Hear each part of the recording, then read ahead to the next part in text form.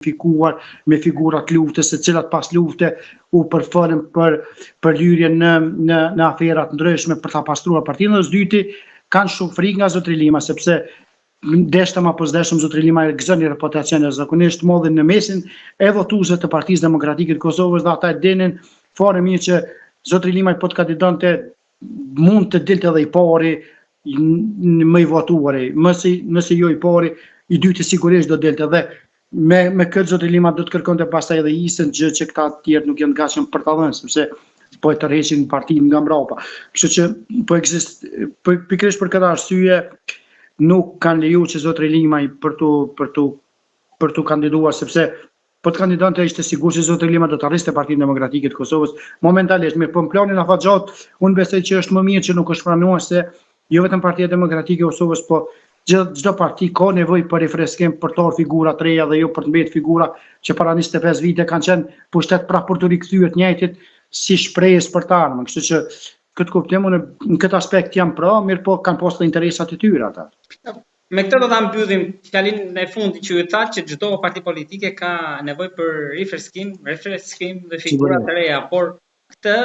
tani po e bën AKE-ja, Haradinaj që hoqi dorë nga kryesimi i listës, duke e lënë Ardian Gjini, po do ketë ndonjë ndryshim kjo apo është përfol që Zotri Haradinaj, pavarësisht se është nga familja e tij që vuan nga një smundje, për këtë thuhet që është tërheq, këto i mbetën të pakonfirmuara, janë më nga familja Haradinaj, mirë po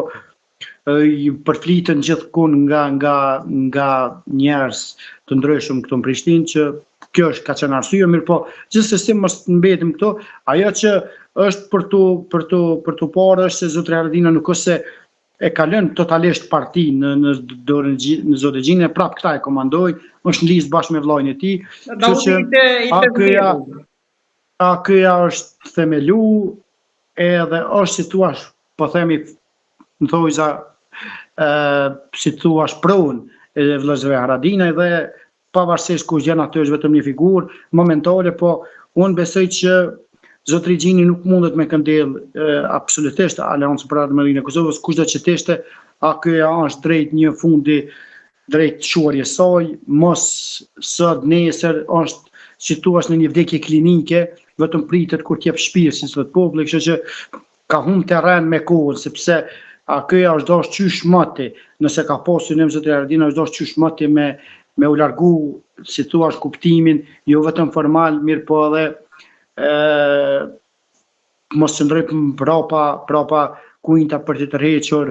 për të luajtur lojën, por duke që kjo ka qenë thjesht ose një strategji ose çështje shëndetësore Zotrit Haradinaj, por mbetet për të parë më tepër se sa një lloj përpjekje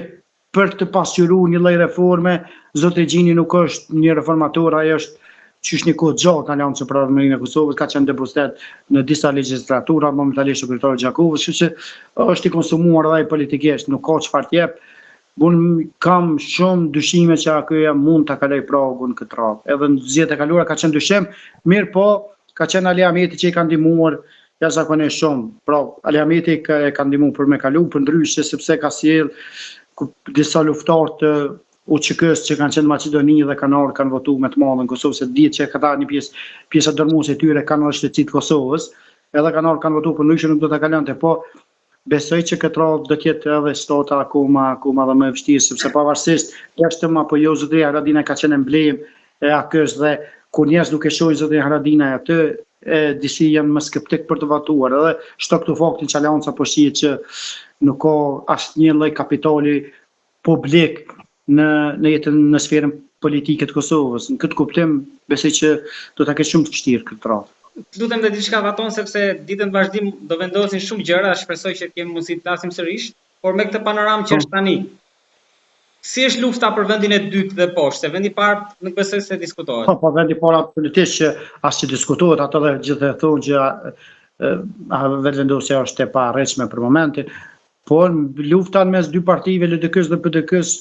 pritet që të jetë e ngushtë, mirë po nëse